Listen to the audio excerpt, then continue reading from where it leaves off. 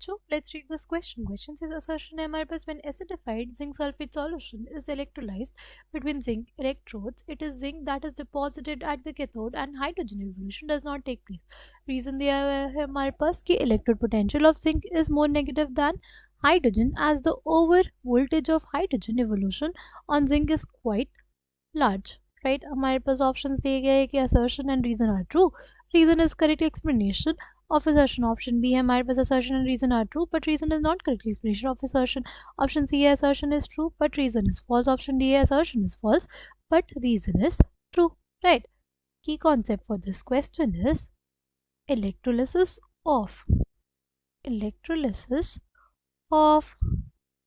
zinc sulfate, electrolysis of acidified zinc sulfate with zinc electrode.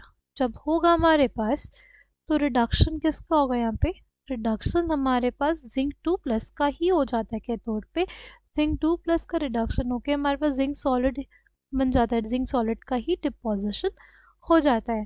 ठीक है, वहाँ पे हाइड्रोजन का इवोल्यूशन नहीं होता. उसका रीज़न क्या होता है? हाइड्रोजन गैस का over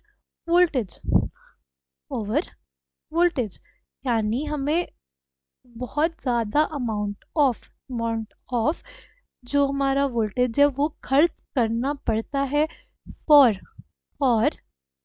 evolution of hydrogen gas. ठीक है, वो कहीं ज़्यादा हो जाता है रिडक्शन पोटेंशियल ऑफ जिंक से. राइट. वैसे अगर हम लोग बात करते हैं जिंक 2+2 इलेक्ट्रॉन से अगर हमारे पास जिंक सॉलिड बनता है तो उसका रिडक्शन पोटेंशियल स्टैंडर्ड क्या होता है? -0.76 वोल्ट. और अगर हमारे पास हाइड्रोजन गैस का फॉर्मेशन होता है यानी 2H+ से हमारे पास 2 इलेक्ट्रॉन्स लेके वो H2 अगर बनाता है तो हमारे पास 0 वोल्ट रहता है. राइट. यानी रिडक्शन किसका होना चाहिए था? रिडक्शन इसका होना चाहिए था, है ना. इसका रिडक्शन होना चाहिए था क्योंकि रिडक्शन पोटेंशियल जिसका ज़्यादा उसका रिडक्शन होने के चांसेस. पर जब जिंक इलेक्ट्रोड रहता है तो हमारे पास जो ओवर वोल्टेज है, राइट, ये रिएक्शन कराने के लिए हमें और ज़्यादा एनर्जी खर्च करनी पड़ती है. मैंने यहाँ पे एनर्जी खर्च करनी पड़ती है क्यों बोला? मैंने इसलिए बोला जैसे हम लोग हमारे पास ये क्या है? नॉन स्पॉन्टेनियस प्रोसेस है.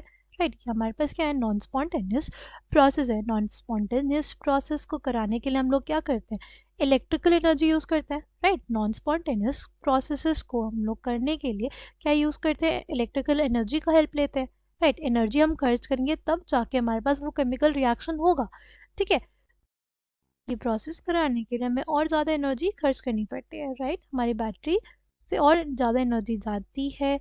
राइट. ये रिएक्शन जल्दी नहीं होती. इस वजह से हमारे पास क्या बोलते हैं कि ओवर वोल्टेज हो जाता है इसका, हाइड्रोजन गैस का.